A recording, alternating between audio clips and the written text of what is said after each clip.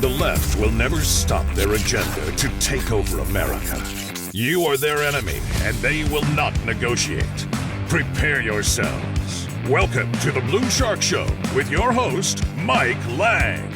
Granbury Independent School District had another school board meeting, and once again, open forum for public comments. We had several people that spoke, and we have the same topic that they've been talking about since last November. We did a show last November, 2021, almost a year coming up. And still, you know, we have a policy from GISD, kind of a weird policy, but we had Monica Brown and Karen Lowry who have been kind of championing this for almost a year. They've been doing a great job with it, too. Yeah, they have. And then we had Mrs. Mearns and Mr. Doherty come up and speak. So we had at least 4 people that came up to speak about the books, and they have a task force they put together, Monica and Karen, and they have people in the community reading these books because that's part of the process, right? So you have to read the books, and then you have to have a complainant, basically. Now, these are the books that were all put back in the library from the original library committee that was headed by who? It was a stacked committee. It was headed up by one of the upper-level administrators of the district. Right. So we had upper-level administrators, we had principals, we had Hyde Law Firm, the owner of the paper, once again, back again in the news. And so we had several people that they gave a few minutes to, and this is all kind of going back in the past and going over the book review committee that did an awful job. And I'm glad, you know, Monica and Karen stepped up and said, hey, enough is enough. We've got to redo this. And we're going to continue it, which, again, they've been on this for months and months, trying to clean up the government's mess. And Mrs. Mearns went up, and she was going to talk about a book that she's reading, and she was almost in tears. She couldn't even read a part of that book that was talking about bestiality. I have argued with myself today about reading some of this out loud. And this book is in the GMS library for years. It's not a new book. It's a book that's been there for a while. It's been brought to your attention that it's vile, that it's pornography, that it is not age appropriate for our young people in your school, but it still sits there. Now, this is kids. I mean, middle school libraries. Middle school kids, they've got bestiality of this winged guy, man, or whatever that's going to rape a woman in the bathroom, and she couldn't go over all that stuff in there, and I don't blame her. And, you know, they're talking about it being stuck in their head as an adult. And can you imagine the grooming that's going on with these books? And it's like pulling teeth when you get in front of the superintendent and the school board to get these books out. Well, in the superintendent and the school board's mind, this problem's already solved. You know, reading the Hood County News, Dr. Glenn was quoted as saying, like, hey, we have one of the toughest programs in the state now, and it is going to be so hard for new books to get back in because we grew government and hired another administrator.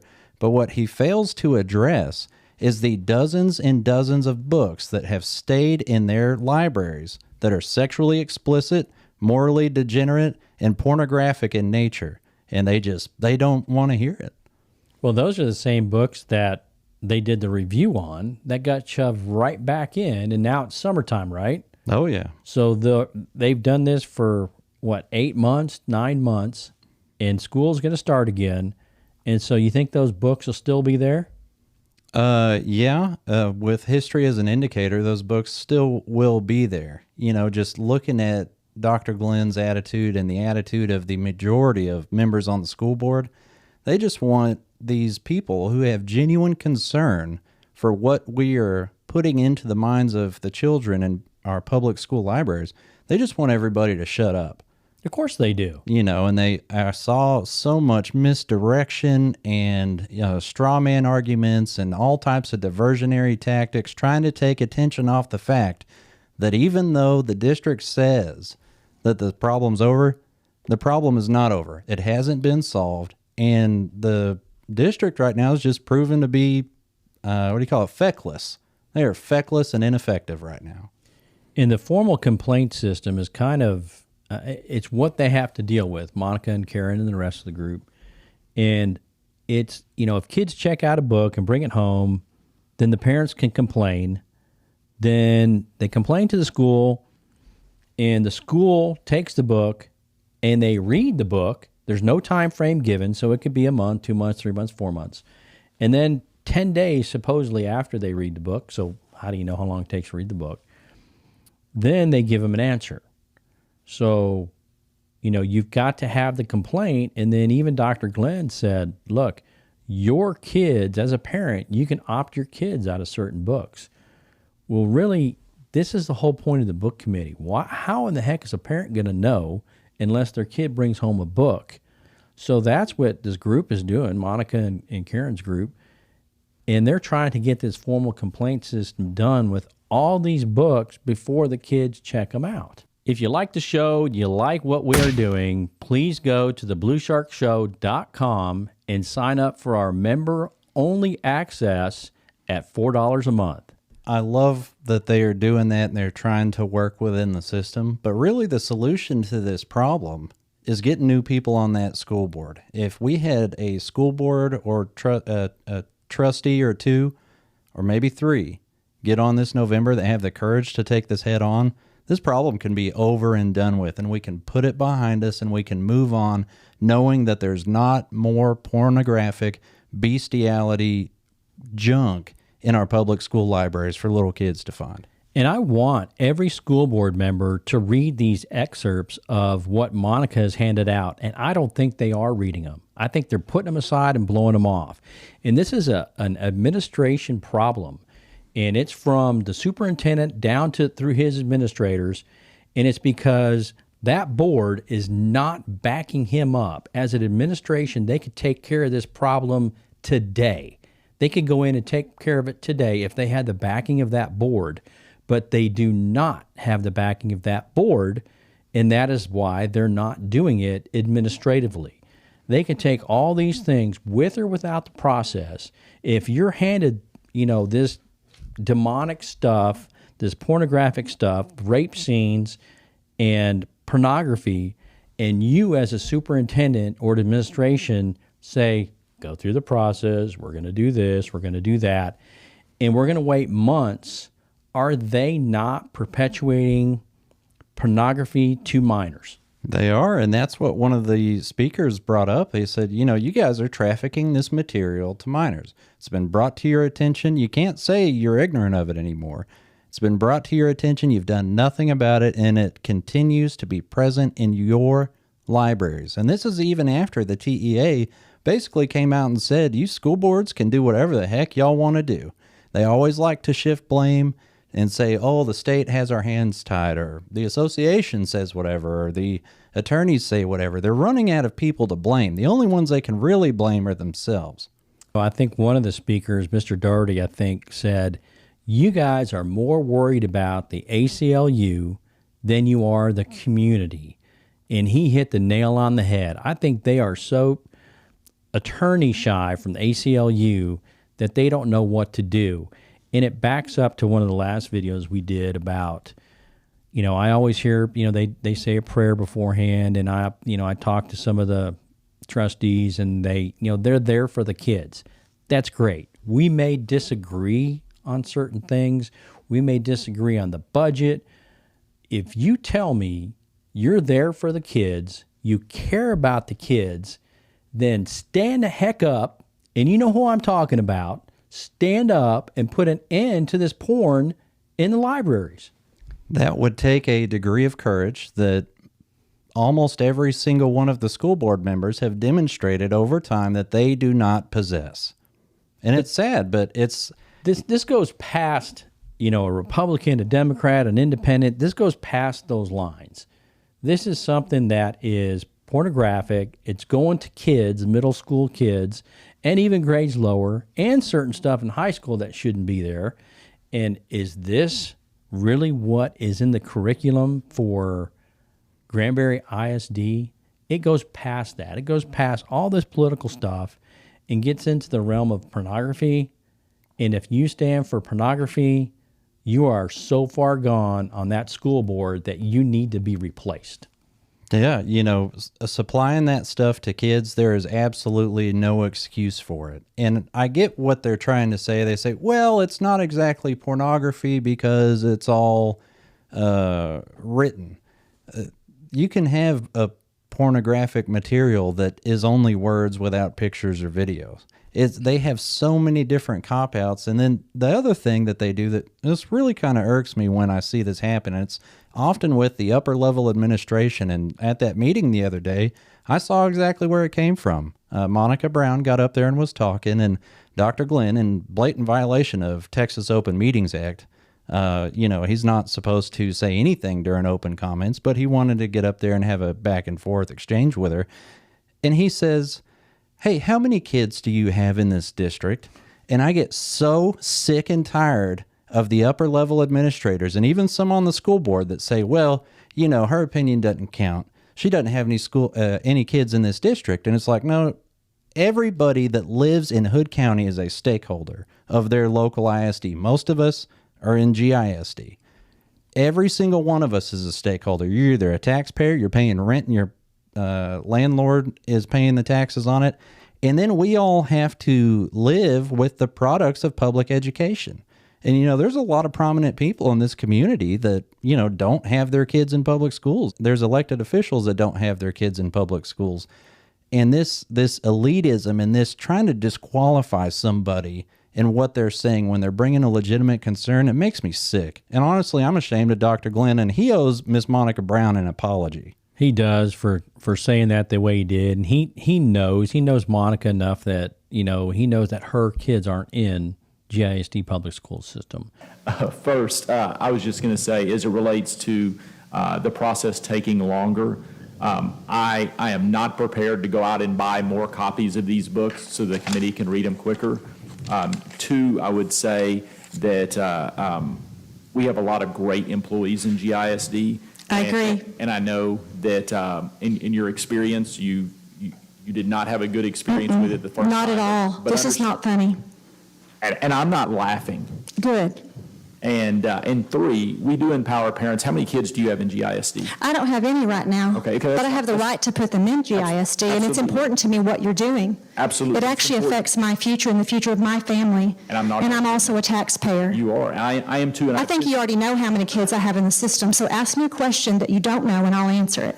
So if you take that from, and I agree with Dr. Glenn quite a bit, but this time he does owe an apology. But if you take that from the superintendent saying that in the culture of the administration and the teachers and whatnot, that just shows the rest of the people that, hey, he said it, I can say it. And not only can I say it, but I can say, heck with you guys. You may pay taxes, but you don't have kids in the system. Forget you. Where did we see that last? We saw that for the Tim Tebow bill. Mm-hmm. You can pay it. The coaches did that survey, and I got the results from the survey back from the Open Records Act. And I tell you what, for some of the coaches that say they love kids so much and they love what they're doing, some of those answers showed me they don't love kids. Yeah, and they're not there for that. Not all of them, but I can tell you what, there's a culture within that GISD that I'm hoping the superintendent will give an apology for, because that's not the culture I think he wants in that school district. He definitely owes an apology, and I found it no coincidence, and this really clicked when I heard him say that. I've never heard him say that. I don't know what was going on with him, on a personal level that day, but after all the public comments, they went through and started making some promotions for, people moving up from not administrator to administrator, from, up in the ranks of administrators, which is a huge problem. We're top heavy at Granbury ISD. I believe that we could get rid of a third of them. But one of the people in particular, when all the bond stuff was going on, she was out there doing the same stuff that Dr. Glenn does, disqualifying people, saying, oh, your opinion doesn't matter. Your kids are grown. Your opinion doesn't matter. Your primary residence isn't here. Your opinion doesn't matter. Your kids go to private school. All this type of stuff. They promoted her from a non vice principal to being a vice principal that night. And it's like, it all makes sense now. You know, these people, they're elitist by nature. And it's like, if you don't play along with them and think that public school does no bad in anything and there's zero room for improvement, if you don't play along with that, they want to censor you. Well, but public school, the finance part of it's a mess, and the state needs to clear that up. And that is a state problem. It's also a local ISD problem. They collect ad valorem taxes. But for the people that are on the board, the trustees, and I'm looking at a picture of them right now, and I think I've heard every single one of them numerous times talk about the kids. We're here for the kids. And great. If you are there for the kids, you're actually elected and you're there to represent the people and give the teachers and the administration what they need to make it a better school for the kids.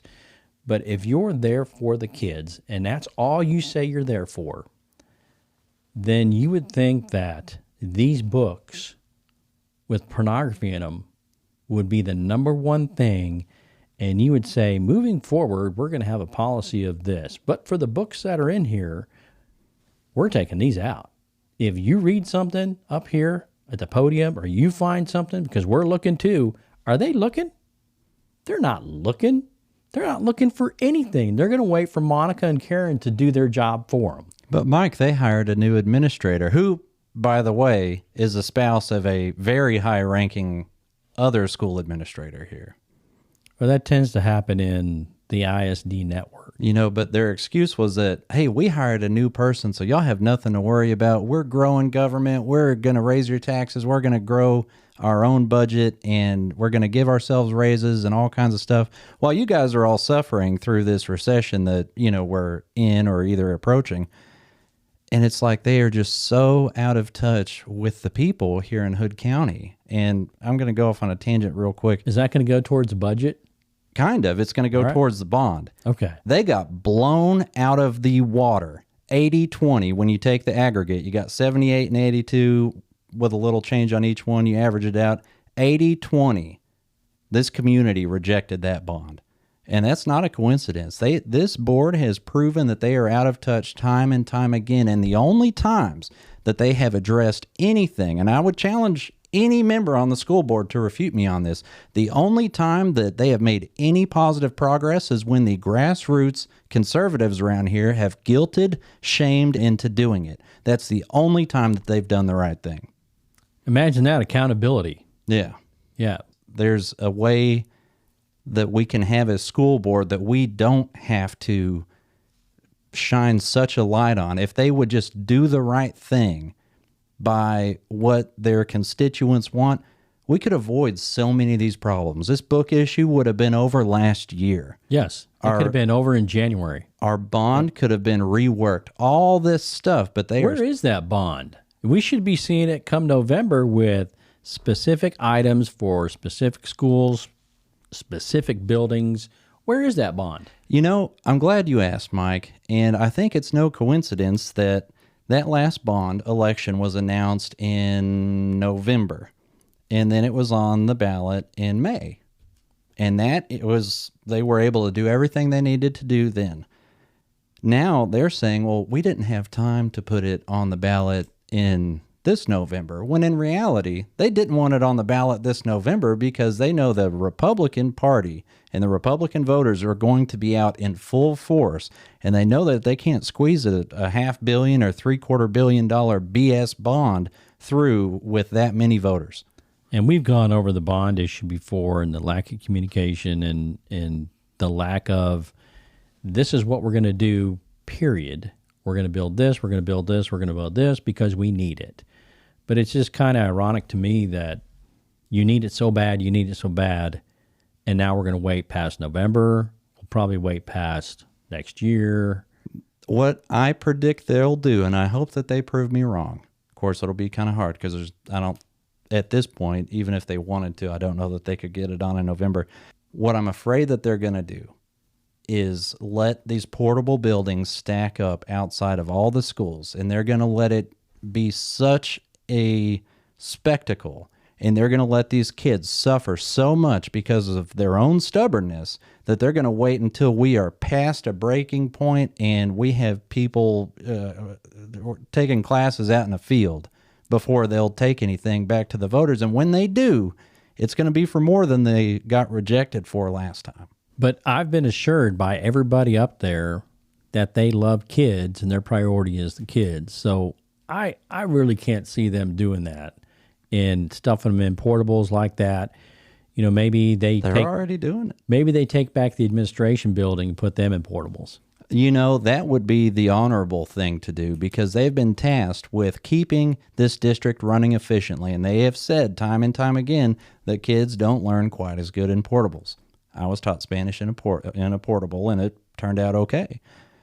But if they really cared about the kids, they would empty out that admin building and make it another elementary, redraw the bus lines. There's all kinds of stuff that they can do, but they like that admin building. They like those nice, fancy offices.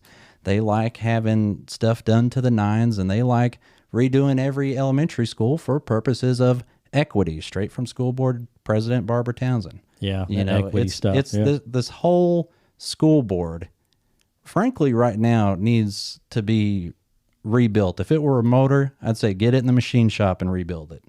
Well, we've got 3 coming up in November. 3 out of 7.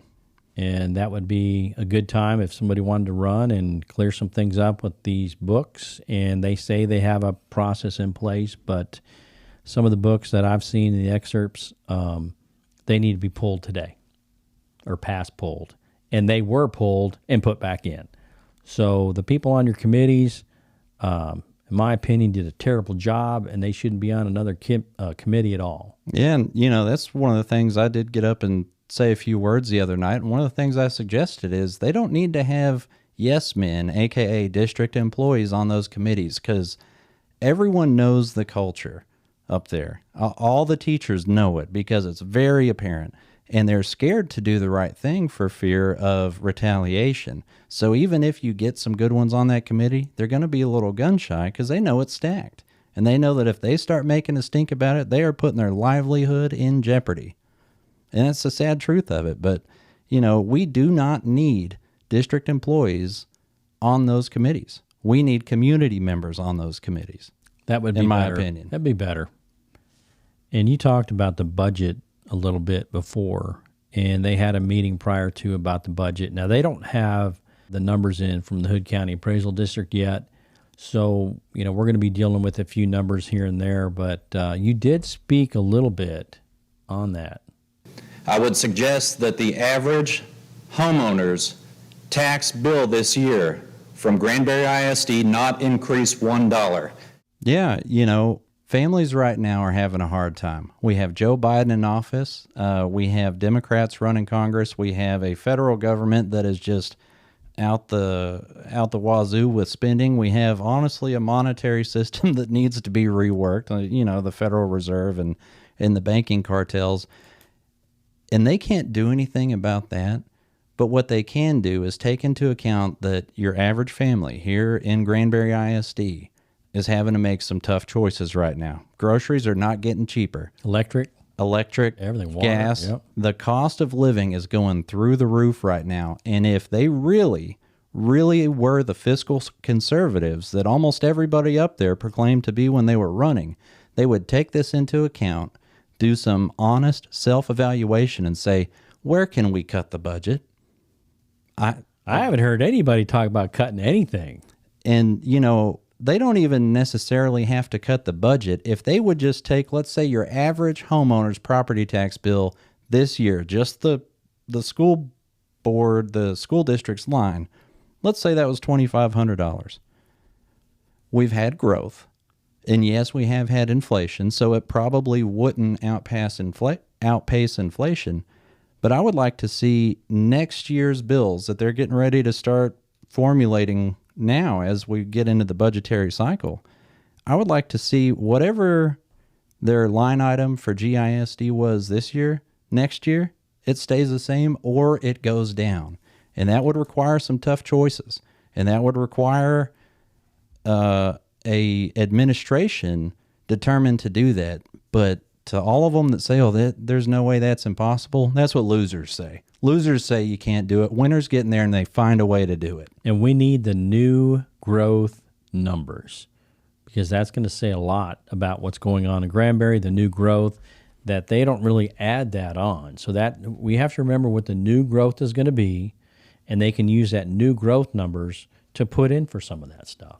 If you like the show, you like what we are doing, please go to thebluesharkshow.com and sign up for our member-only access at $4 a month. Barbara Townsend, school board president, she always says this. She's going around stumping for the bond. We are so good with your money. We have lowered your tax rate year after year. That is the biggest load of BS, because since she has been on that school board, the average homeowner's property tax bill has increased 50%, from about $1,400 to a little over $2,100. And for her to go around, and the rest of the board to go around and say, well, we cut your tax rate, that's all we control. Well, before they set the tax rate, they know the valuations and they know the effect, because they're required to review all that stuff before they vote on it. They know the effect that it's going to have on your average homeowner. They use that line, and folks, watch when they say, hey, we cut your tax rate. Look at your tax bill and ask yourself, did this go down or did it go up? A few years ago, the state actually cut 8 cents out of Granbury ISD. So that was a state issue where they took the taxes down. And I do believe that Granbury was one of the many, not all school districts did it, but they took that from the state and really did bring down the taxes 8 cents, 7 point something, 8 cents. So, you know, for Barbara to say that they cut it, they really didn't, the state did.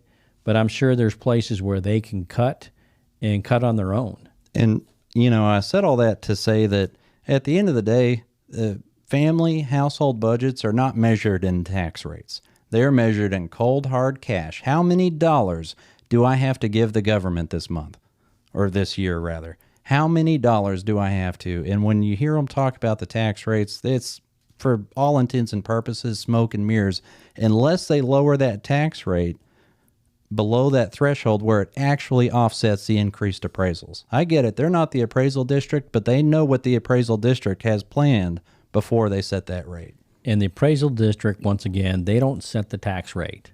Your elected officials do. Your trustees, your commissioner court, your city council, they set the tax rate. So it doesn't matter what your appraisals are. It does to us. But for them, they set the tax rate no matter what the appraisals are. And another area that Granbury ISD loves to finger point, because the current school board, for 6 out of 7 of them, can't stand accountability, but they love to blame Robin Hood and say, oh, we never know how much it's going to be. What I find amazing is, even in the years where, because of Robin Hood, which comes from the state, I'll give them that, even in the years when they have taken the absolute most, they still found a way to make it work. Isn't that amazing?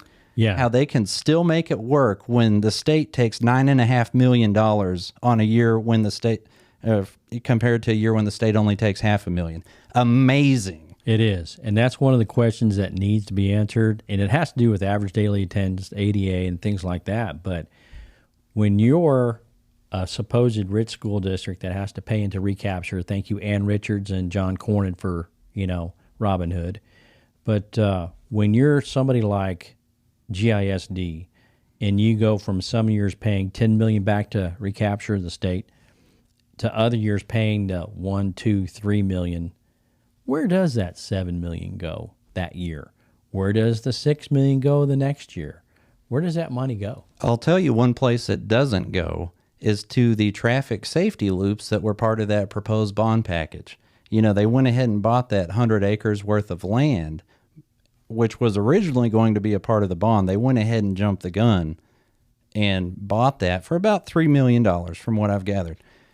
Instead of doing that, they could have put traffic safety loops at Oakwoods, Bacchus, and Emma Robertson to keep all their drop-off and pickup traffic off of the main roads. But they showed us that they valued passing that bond and using a little leverage over the safety of our students. But wait. How can you say that? Because every single one of the trustees up there said they are there for the children and to do what is best for the children. How can I say that? Actions speak louder than words. They can try to blow smoke up everybody else's, you know what? I'm not falling for it, and I don't think you are either. Not at all. Or our listeners. Not at all.